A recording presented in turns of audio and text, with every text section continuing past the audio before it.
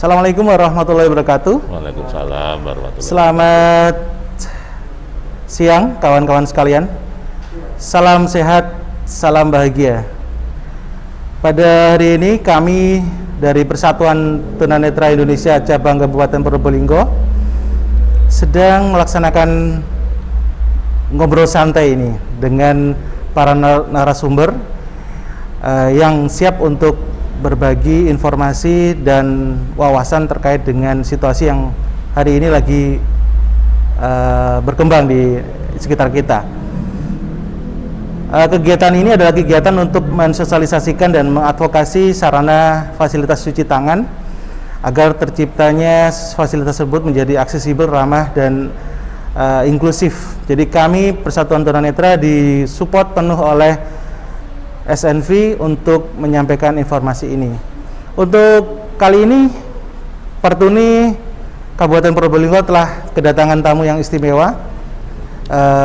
Pada hari ini kita mengundang Bapak Handoko selaku Kabid Sosial Budaya dan Pemerintahan dari Badan Perencanaan Pembangunan Daerah atau Bapeda Kabupaten Probolinggo. Selamat siang Bapak. Selamat siang. Assalamualaikum warahmatullahi wabarakatuh. Waalaikumsalam warahmatullahi wabarakatuh. Bagaimana Bapak kabarnya hari ini? Alhamdulillah masih diberi kesehatan. Alhamdulillah. Bahagia Bapak? Alhamdulillah. Alhamdulillah. Bahagia. Yang penting itu Pak. Iya. Untuk meningkatkan imun ya Pak. Iya. Oke, kami sampaikan terima kasih Bapak sudah berkenan hadir di kegiatan kami. Mohon izin untuk bisa sharing bersama kami. Kita santai saja Bapak, tidak terlalu formal, tetapi informasinya insya Allah menyimpan pesan yang sangat penting sekali. Bapak, Bapak saat ini sedang bertugas di Bapeda ya Pak ya? Betul. Oke, Pak boleh bercerita sedikit Pak tentang posisi Bapak saat ini di Bapeda? Saya kebetulan saat ini dipercaya menjadi Kepala Bidang Sosial Budaya dan Pemerintahan. Sosial Budaya dan Pemerintahan. Jadi kalau Bapeda itu sifatnya sebagai badan perencana mengkoordinir teman-teman perangkat daerah untuk perencanaan pembangunan ke depan. Nah kebetulan kami di Sosial Budaya dan Pemerintahan itu banyak berkesempatan berkomunikasi, mengkoordinir di bidang kesehatan, di bidang pendidikan dan sosial budaya khususnya di Kabupaten Probolinggo. Demikian juga di pemerintahan. Itu Mas Rizky. Oke. Pak, menurut contekan saya ini Bapak ini juga berada di posisi Satgas Pak ya untuk saat ini Pak ya? Kebetulan saya masuk di tim Satgas COVID-19. Oh, iya. Berarti jabatan double ini sudah mulai itu Pak ya dilaksanakan oleh Bapak ketika mulai masa awal pandemi itu ya Pak? Betul. Jadi kami di tim di bagian perencanaan. Bagian perencanaan. Ya. Oh, karena mungkin ini Pak berkaitan dengan posisi Bapak di struktural di pemerintahan terkait dengan perencanaan pembangunan daerah ya Pak, begitu Pak ya? Iya betul. Lebih begitu. Bapak, kan situasi pandemi saat ini kan bisa dikatakan kita ini masuk masa gelombang yang kedua ya Pak ya? Betul. Gelombangnya cukup besar daripada gelombang yang pertama, dampaknya luar biasa. Nah, dari sisi pemerintah sendiri Bapak, bagaimana menempatkan situasi seperti ini dalam penanggulangan dan pencegahan COVID-19 Pak? Terima kasih ya. Jadi gini, kalau kita cerita COVID-19 di Indonesia itu kan mulai ada yang terjangkit itu di bulan Maret 2020 kalau tidak salah ya. Iya. Jadi terus setelah itu di 2020 di bulan Maret, April atau Mei sudah ada keputusan dari pemerintah juga dari pemerintah Kabupaten Probolinggo bahwa ini merupakan bencana nasional non alam, jadi pandemi. Jadi kalau yang namanya bencana nasional non alam atau pandemi itu pemerintah wajib hadir untuk menanggulanginya. Jadi setelah itu memang ada beberapa kebijakan. Yang pertama, kebijakan yang dilakukan yaitu di awal dulu kita mulai sosialisasi. Ya. Terus penyediaan sarana prasarana. Di samping itu juga melakukan semacam tracking. Jadi yang sosialisasi itu di bidang, ya mohon maaf, kebijakan yang pertama, suatu kegiatan akan bisa terlaksanakan tidak lepas dari biaya, Mas. Iya. Kan gitu. Anggaran ya, Pak. Anggaran. Iya.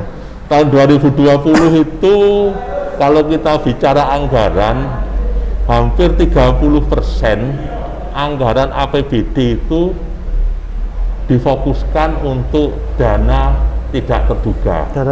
Khususnya dana untuk penanggulangan COVID-19. Terus yang Kabupaten Probolinggo, alhamdulillah, yang menjadi kebijakan yang pertama, memang kalau kita ingat, kita menggencarkan sosialisasi secara masif, khususnya dalam penerapan protokol kesehatan. Jadi dulu itu memang di awal-awal itu orang masih belum memakai masker. Masker sulit didapat. Nah itu gimana? Pemda itu mengadakan masker. Sebenarnya tidak hanya Pemda saja, tapi juga kita minta dukungan dari stakeholder yang lain, baik perusahaan maupun pihak ketiga. Di samping itu juga sosialisasi ke tempat-tempat umum, khususnya dalam penerapan protokol kesehatan. Dan sarana prasarana dari Pemda, protokol kesehatan kan di samping memakai masker juga cuci tangan, memakai sabun. CTPS, Pak ya? CTPS. Nah itu yang kita adakan baik di kantor-kantor pemerintah, baik di tempat-tempat umum, di pasar, di tempat-tempat sekolah, itu telah kita adakan untuk cuci tangan dengan sabun tersebut, sarana dan prasarananya. Nah, di samping itu juga kita tidak henti-hentinya, kalau Bapak Ibu ingat, kita sosialisasi, samping ada yang tidak melaksanakan protokol kesehatan, ada yang namanya punishment, kan itu ya? Iya, sanksi Pak ya? Sanksi, baik sanksi sosial, maupun sampai di dulu itu pernah ada sanksi denda. Betul. Tapi yang banyak sanksi sosial.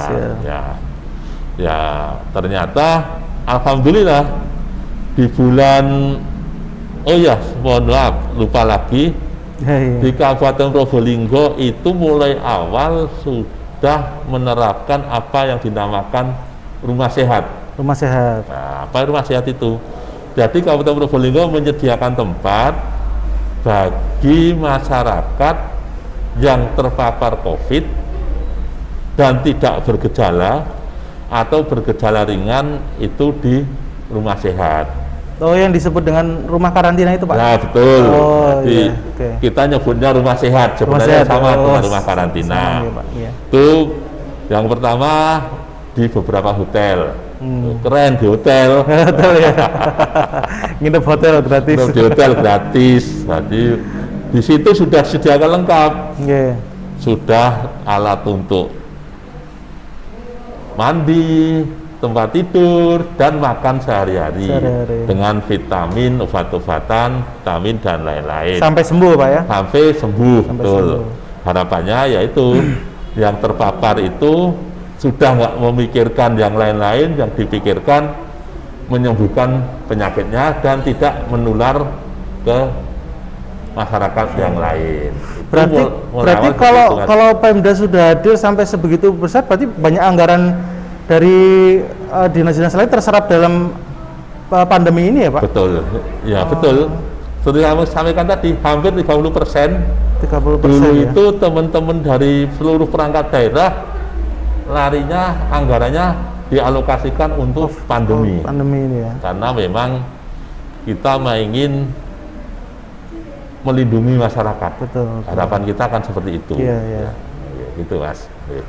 Untuk ini Pak, berarti kan banyak sudah tindakan yang diambil oleh pemerintah daerah, termasuk peran mengambil posisi dari awal, yaitu menyediakan rumah sehat, kemudian melakukan kontrol patroli sampai ada disiplin itu Pak ya, penegakan disiplin betul. Untuk patuh terhadap protokol kesehatan. Nah, dulu itu kan sempat marak dengan kampanye 3M Pak, dan sekarang berkembang menjadi 5M Pak ya. Nah, menurut Bapak sendiri dari sisi pemerintah daerah, bagaimana masyarakat Kabupaten Probolinggo ini dalam penerapan 5M Pak? Terima kasih Mas. Jadi memang kita ya dari kesempatan ini sebenarnya apapun yang kita terapkan dan kebiasaan baru memang tidak semudah membalik telapak tangan. Betul, betul. Karena kebiasaan baru. Contohnya penerapan memakai masker. Kadang-kadang masyarakat ya bagaimanapun juga, saya pun sendiri ya nyaman nggak pakai masker. Nah, kan gitu. Terbiasa Pak ya. Luar biasa. Tapi ya sedikit-sedikit kalau ada setengah dipaksa, kalau ya mudah-mudahan makin lama makin bagus lah.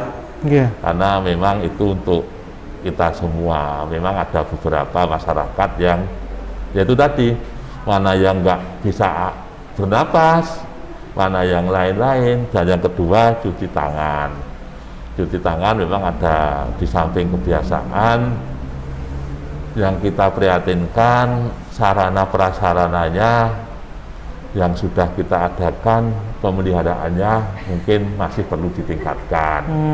Juga kebiasaan masyarakat. Dan cuci tangan ada dua, yang besar yang memang sifatnya apa ya? Massal Pak.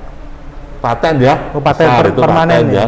Ada yang portable. Ya. Nah, yang portable ini kadang-kadang mohon maaf di tempat-tempat umum keamanannya yang banyak yang butuh dibawa pulang, ditangan dipulang, diangkut Pak ya, diangkut itu yang dikoleksi sendiri, menjadi tantangan tersendiri baik untuk teman-teman yang ada di lapangan. Nanti kami memang kadang-kadang ke lapangan keluarnya seperti itu. Kita masih perlu lebih sabar lagi untuk mengedukasi masyarakat agar penerapan, kalau dulu 3M sekarang 5M. Memang kita nggak bisa bertutup mata. Masyarakat memang perlu beberapa kebutuhan yang harus dilaksanakan. Minimal yang kita harapkan ya yang paling mudah lah, masker aja dipakailah sama cuci tangan. Iya Pak. Itu yang sama, kerumunan juga dijaga gitu. Jadi seperti itu Mas. Jadi harus perlu banyak kita tingkatkan lagi untuk kesadaran masyarakat. Gitu. Jadi dukungan pemerintah ini terhadap 5M sudah maksimal ya Pak. Kemudian sosialisasi sudah disampaikan kepada masyarakat sampai terjadi perlu ditegakkan atau perlu adanya sanksi punishment seperti denda, bukan sanksi sosial. Kalau nggak salah sempat ada sanksi ini Pak, membersihkan lingkungan Pak ya. Ya, sanksi sosial. Sanksi sosial ya, untuk membuat jerah dan paham bahwa situasi ini memang situasi darurat Pak ya. Tapi ada beberapa hal yang Pak yang perlu mendapatkan perhatian sepertinya, perhatian khusus, ya ini tempat cuci tangan Pak, fasilitas cuci tangan yang ada di beberapa titik, terutama di fasilitas umum, di akses gedung pemerintah, kemudian pasar, puskesmas, dan tempat hiburan seperti maksud saya seperti alun-alun dan sebagainya. Ini banyak tempat yang mungkin sudah tersedia di berbagai titik, Pak, tetapi masih secara fungsi ada beberapa kelompok yang belum bisa mengakses. Seperti contohnya beberapa penyandang disabilitas yang susah untuk menjangkau tempat cuci tangan tersebut, Pak. Bagaimana ini, Pak? Nah itu, Mas. Jadi memang tidak hanya untuk cuci tangan aja, tapi hanya sekarang kita bicara untuk tempat cuci tangan, Mas Rizky, ya. Sebenarnya pemerintah Kabupaten Probolinggo itu sudah mendorong teman-teman perangkat daerah itu mulai dari dokumen kita yang pertama atau dokumen perencanaan pembangunan yang kita namakan RPJMD, Rencana Pembangunan Jangka Menengah Daerah, itu untuk ramah terhadap kaum mulai dari perempuan, gender, anak, dan disabilitas, yaitu pengaruh utamaan gender. Sebenarnya kita sudah tiap tahun kita evaluasi mana yang pembangunan yang dilaksanakan oleh teman-teman perangkat daerah, atau kalau kita dalam lingkup besar itu Kabupaten Probolinggo, itu untuk memperhatikan kebutuhan kaum perempuan, anak, dan disabilitas. Nah, itu ya terima kasih. Jadi memang mungkin hal tersebut perlu ada koreksi dari teman-teman. Mungkin waktu yang paling utama mungkin penempatan. Penempatan mungkin teman-teman masih ada yang terlewat dalam pemikirannya, seperti yang disampaikan Mas Rizky tadi, bagaimana menempatkan alat cuci tangan itu yang bisa diakses seluruh pihak. Betul. Nah, mungkin ke depan kami sebagai yang membidangi perencanaan banyak diskusi dengan teman-teman, mungkin hal itu menjadi perhatian kita bersama. Kalau memang untuk seluruh hal atau kegiatan pembangunan di Kabupaten Probolinggo harus memperhatikan kepentingan atau ramah terhadap kaum-kaum yang kami sebutkan tadi. Kenapa? Kalau kita ke depan, tiap tahun kita dievaluasi, Mas. Ada evaluasi yang namanya pengaruh utamaan gender, itu tiap tahun. Itu bagaimana pembangunan itu memperhatikan kepentingan gender. Itu kalau di Probolinggo sendiri sudah mulai tahun berapa, Pak? Sudah lama, Mas. Sudah lama ya? Sudah tahun 2012 kalau baru.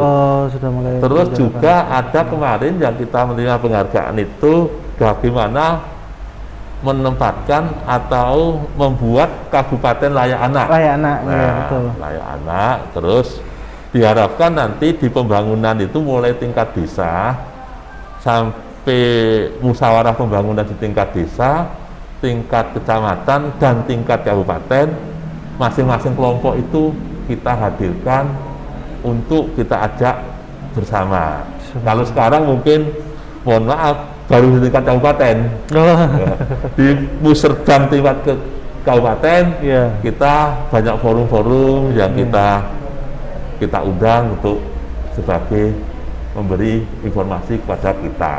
Nah, kami gimana pembangunan ke depan yang seharusnya bagaimana gitu, Pak, ya? Hanya karena pembangunan itu mulai dari tingkat desa, nah, makanya suara-suara dari kaum-kaum anak, forum disabilitas, perempuan itu sebenarnya sudah mulai terangkum di musyawarah tingkat desa. Jadi itu yang kita dorong ke depan. Jadi kepentingan apa? Disabilitas, kepentingan anak, kepentingan perempuan yang belum terakomodir itu, tolong ya kami dikasih informasi. Khususnya kepada teman-teman perangkat daerah, Mas. Jadi memang perlu adanya kolaborasi antara pemerintah dan masyarakat gitu, Pak, ya? Ya, termasuk isu 3 tadi, isu perempuan, anak, dan disabilitas. Karena memang pemerintah tidak bisa maksimal melayani masyarakatnya ketika masyarakat tidak menyampaikan kebutuhannya gitu, Pak, ya? Ya, betul. Baik.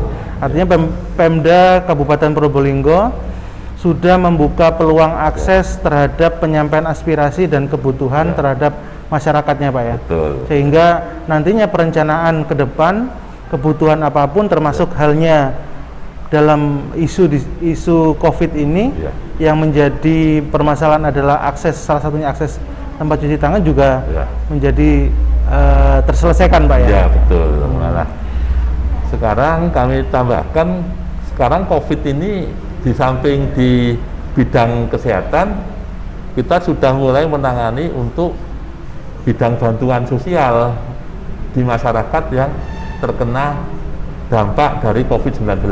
Jadi kemarin mungkin ada beberapa kelompok yang terkena walaupun belum maksimal, kita sudah memberi bantuan sembako, dan lain-lain gitu, Mas. Jadi kemarin kan Pemda secara birokrasi juga diajak terlibat dalam pemantauan dan penjurian 5 bintang, Pak ya, oleh SNV, sehingga ada perwakilan yang langsung menerima situasi yang ada di lapangan, kemudian diolah datanya, diredaksi, dan menjadi bahan pertimbangan untuk perencanaan berikutnya, Pak ya? Ya, betul. Alhamdulillah. Cukup luar biasa sekali, artinya advokasi ini akan menjadi searah, menjadi seiring, karena sudah mulai terjalin kolaborasi dengan pemerintah dan masyarakat, sehingga kebutuhan yang dirasakan oleh masyarakat bisa direncanakan, kemudian dilaksanakan serta dievaluasi bersama.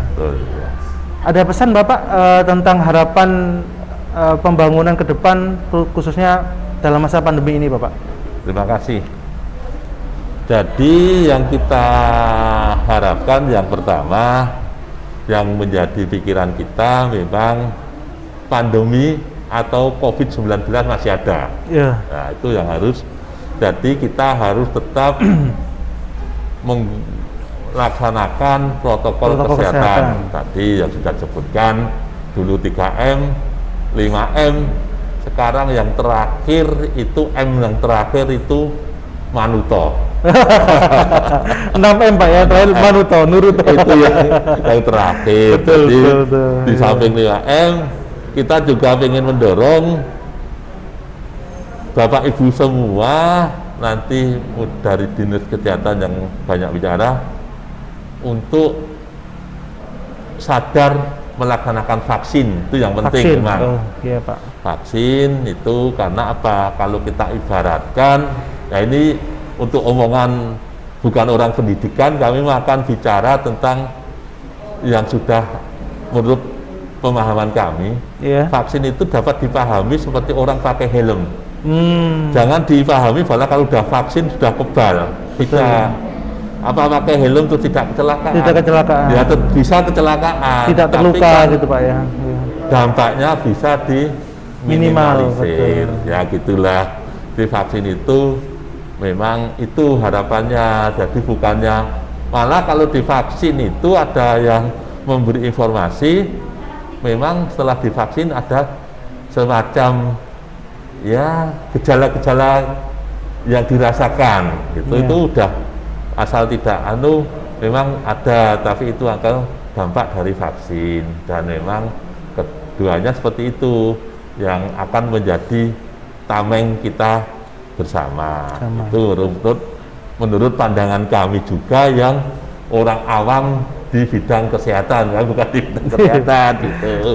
Itu harapan kita. Dan kedua, memang pandemi itu tidak dapat diatasi oleh pemerintah saja. Harus kita bersama-sama, masyarakat, dunia usaha, pemerintah, dan stakeholder yang lain, baik pemuka agama, pemuka masyarakat yang menjadi panutan masyarakat untuk apa ya, menanggulangi pandemi ini, Mas. Jadi harapan kami ya seperti itu, kita bersama-sama untuk menanggulangi COVID-19 ini. Memang ya tidak nyaman. Betul. Biasanya kita ngobrol bebas, nongkrong bebas, nggak pakai masker. Saya bisa setiap saat pergi ke Surabaya, ke Jogja, ke Jakarta. Sekarang memang harus semuanya mengekang, harus sadar, menahan diri, Pak ya. Menahan diri. Mudah-mudahan dengan menahan diri ini, pandemi ini segera dapat kita atasi, gitu Mas. Baik. Terima kasih.